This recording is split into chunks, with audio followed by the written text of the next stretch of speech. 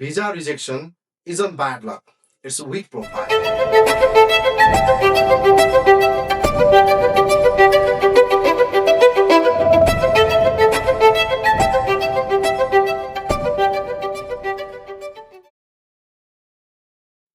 त्यसो हो भने भिजा प्रोफाइल कसरी स्ट्रङ बनाउने? भिजा रिजेक्सन हुने धेरै कारणहरू हुन सक्छन्। तीमध्ये भिजा काउन्सिलरले हेर्ने मुख्य आधारहरू एउटा प्रोफाइल र अर्को डकुमेन्टेसन।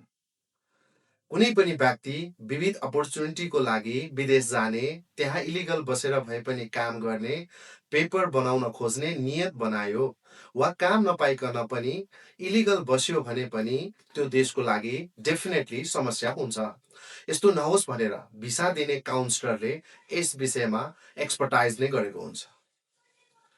त्यस्तै कुनै पनि व्यक्तिसँग इन्कम सोर्स राम्रो छ, प्रफिट राम्रो छ, सेभिङ पनि राम्रो छ भने ऊ जहाँ गएर पनि घुम्नको लागि पैसा खर्च गर्न सक्छ। इलिगल बसेर भए पनि त्यहाँ काम गर्नुपर्ने बाध्यता उसलाई पर्दैन। उससँग राम्रो जागिर या बिजनेस छ, प्रोपर्टी छ, घर परिवारप्रति उसको जिम्मेवारी छ भने ऊ अवश्य फर्केर आउँछ। कुनै पनि देशमा गएर पैसा खर्च गर्छु, घुम्छु भनेर डकुमेन्टेसनको माध्यमबाट कन्भिन्स गर्न सक्नुपर्छ। टुरिज्म कुनै पनि देशको इन्कमको पिलरहरूमध्ये एउटा महत्त्वपूर्ण पिलर हो।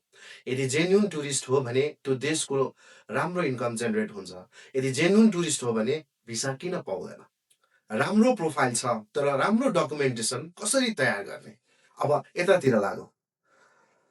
जाने स्पेसिफिक कारण, फाइनेन्सियल फन्ड या प्रुफ, त्यो ड्युरेसनमा खर्च बेयर गर्न सक्ने क्यापासिटी, रिटर्न आउने कारण जसलाई फ्यामिली टाइज र नेपाल टाइज सँग जोडिन्छ, convincing and errorless documentation.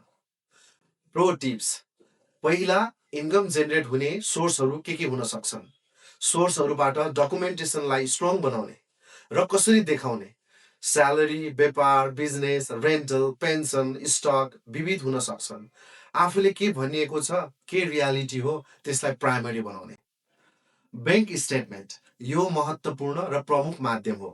Statement हेर्ने बित्तिकै व्यक्तिको प्रोफाइल धेरै हदसम्म थाहा हुन्छ।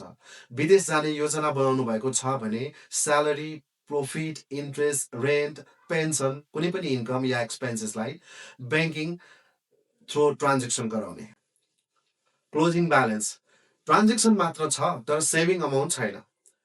एकैपटक फ्लाइट भएर पैसा जम्मा हुन्छ, सोध्यो भने त्यसको स्रोत खुलाउन सक्दैन। यो त प्राय काउन्सिलरले बुझिहाल्छ। क्वेसन मार्क हुन्छ, कुन रिजनको लागि हो भनेर। मानव 8-10 लाख चाहिन्छ भने त्यस अनुसार 4-5 लाख खातामा भइरहेको राम्रो, अरू पछि रिजन खुल्ने गरी राख्न सकिन्छ। रेन्डमली नभई कन्सिस्टेन्टली बिलिभेबल हुनुपर्छ। रिक्वायरमेन्ट्स अनुसार फेक हुनु भएन। फेक भेट्यो भने सधैँभरि ब्ल्याकलिस्टमा पर्न सक्छ। यो चाहिँ एकदमै विचार गर्नुपर्छ। कतिपय एजेन्टहरूले स्टेटमेन्ट बनाइदिन्छु, म पैसा देखाइदिन्छु भनेर ट्र्यापमा पार्न सक्छ। यसको बारेमा केही विचार गर्नुपर्छ। साथीभाइ आफन्तसँग जहिले पाए तैले पैसा अकाउन्टमा हाल्न लगाएर मेसी हुन्छ, रिजनलेस हुन्छ, सोर्स खुल्दैन। सोर्स खोल्न सक्नुपर्छ। सेभिङको, बिजनेसको पैसा के हो, प्राइमेरी सोर्स के हो, सोही अनुसारको खाता सेभिङ या करेन्टलाई मेन्टेन बनाउनु होला। फिक्स डिपोजिटमा पैसा छ, म्याचुरिटी लामो समयपछि छ अनि सोही पैसा सपोर्टिभ मात्र हुन्छ, त्यसले करेन्ट एक्सपेन्सेसलाई एड्रेस गर्दैन। सपोर्टिभ डकुमेन्टमा मजासँग देखाउन सकिन्छ। क्रेडिट कार्डको ट्रान्जेक्सनहरू पनि देखाउन त मिल्छ तर यो इन्कम मानिँदैन। यदि इन्कमको सोर्स थोरै छ भने यो नदेखाउँदा राम्रो। High income source, high chance to get visa, तर आत्तिन पर्दैन। हाई छैन, ठिक्क छ भने पनि भिसा आएको कन्डिसनहरू छ तर डकुमेन्टेसन राम्रो हुनु पर्यो। विविध व्यवसाय, पेसा, फ्यामिली, ग्रुप या स्टुडेन्ट सोही अनुसारको चाहिने डकुमेन्ट्स। इम्प्लोइडहरूको लागि कन्ट्र्याक्ट एग्रिमेन्ट सबै खुलाएको जस्तो duration, position, salary, benefits, leave letter, छुट्टी छ भन्ने बारे। सम्बन्धित इम्प्लोइ घुम्न जाँदा कम्पनीलाई कुनै आपत्ति छैन भनेर नो अब्जेक्सन सर्टिफिकेट अथवा एनओसी। स्टाफ आइडी र भिजिटिङ कार्ड, वार्षिक आम्दानी कति छ सोको सर्टिफिकेट जसलाई एनुअल इन्कम सर्टिफिकेट भनिन्छ। 3 महिनाको तलब भरपाई रसिद, कर चुक्ताको प्रमाणपत्र tax clearance, partnership, proprietorship, self employed, freelancer company, नियम कानुन अनुसारको कम्पनीसँग सम्बन्धित सबै खाले कागजपत्र जस्तै प्यान, भ्याट, घरेलु, कम्पनी रजिस्ट्रेसनको प्रमाणपत्र, सेयर लगत, वडा, नगरपालिका, कता कता के छ सबै खाले मिल्छ भने लेटेस्ट 2 वर्षको अडिट रिपोर्ट र tax clearance, business card, ID, पार्टनरहरूबाट माइनर्स, त्यस्तै सम्बन्धित इम्प्लोइ घुम्न जाँदा कम्पनीलाई कुनै पनि आपत्ति छैन भनेर no objection certificate, leave letter, छुट्टीमा छु भन्ने बारे, अनि रिटायर्ड पेन्सनको लागि 6 महिनाको पेन्सन स्टेटमेन्ट, पेन्सन बुकको सबै पेजको फोटोकपी, ट्याक्स क्लियरेन्स सबैमा चाहिन्छ।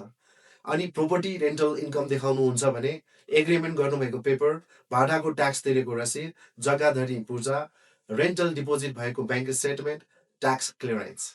यदि तपाईँको पहिलो प्रोफेसन नै सेयर मार्केटमा इन्भेस्टर या ट्रेडर हो भने सेयरको portfolio statement, current market value, डिपीबाट स्ट्याम्प र साइन, एक्टिभ ट्रेडर वा इन्भेस्टर हो भनेर ब्रोकरबाट कन्फर्मेसन लेटर, अनि transaction history, profit proof, capital gain, tax clearance. अनि net worth not mandatory but first टाइमरको लागि better, property, share, bond, fix deposit, saving, insurance या एनुअल इन्कम लाइक चार्टर एकाउन्टेन्टबाट भ्यालुएसन गराई लोटरीकरण गर्दा नेपाल आउँछ भन्ने विश्वासलाई स्ट्रङ बनाउँछ। स्टुडेन्ट सम्बन्धित विद्यार्थी बिदाको बेलामा घुम्न जान सक्छ भनेर सम्बन्धित इन्स्टिच्युटको लेटर हेडमा स्ट्याम्प र सिग्नेचर सहितको लेटर र ID card. Spouse relationship proof, यदि स्पाउससँगै ट्राभलिङ गर्नुहुन्छ भने पासपोर्टमा पछाडिपट्टि नाम मेन्सन हुनुपर्छ। यदि छैन भने म्यारिज सर्टिफिकेट चाहिन्छ। फ्यामिलीको पनि सर्टिफाइड लेटर सम्बन्धित निकायबाट हुनुपर्छ रिलेसन खुल्ने गरेर। भ्यालुएसन एन्ड नोटराइज, माथिका कतिपय कागजपत्रहरू नेपाली छन् भने इङ्ग्लिसमा बनाउनु पर्ने हुन्छ। सिएबाट भ्यालुएसन गर्नुपर्ने पनि हुनसक्छ र मान्यता प्राप्त वकिलबाट नोटरीकरण गर्नुपर्ने हुन्छ। सबै कन्ट्रीमा सेम स्ट्राटेजी एप्लिकेबल नहुन सक्छ। सम्बन्धित उद्योग कम्पनी या संस्थाहरूबाट उनीहरूकै लेटर हेड, स्ट्याम्प र साइन सहितको सर्टिफिकेटलाई मान्यता दिइन्छ। यसरी प्रक्रियावत स्टेप वाइज डकुमेन्टेसन गर्नुभयो भने भिसा लाग्ने चान्सेस हाई हुन्छ। यो तपाईँले पनि आफै गर्न सक्नुहुन्छ। यदि तपाईँहरूलाई हाम्रो सहयोग चाहियो भने हामीसँग यस विषयमा लामो समयसम्म काम गरेका अनुभवी एक्सपर्टहरू हुनुहुन्छ। भिसा फाइल स्टडी गर्नुहुन्छ, के चाहिन्छ सोही अनुसार भिसा फाइलिङ गर्नुहुन्छ, साथै क्रस भेरिफिकेसन पनि गर्नुहुन्छ, जसले गर्दा भिसा पाउने चान्सेस धेरै नै हाई हुन्छ। यसको लागि हजुरहरूले हामीलाई सम्पर्क गर्न सक्नुहुन्छ। We are more than happy to serve you. यहाँहरूको समय शुभ रहोस्। धन्यवाद।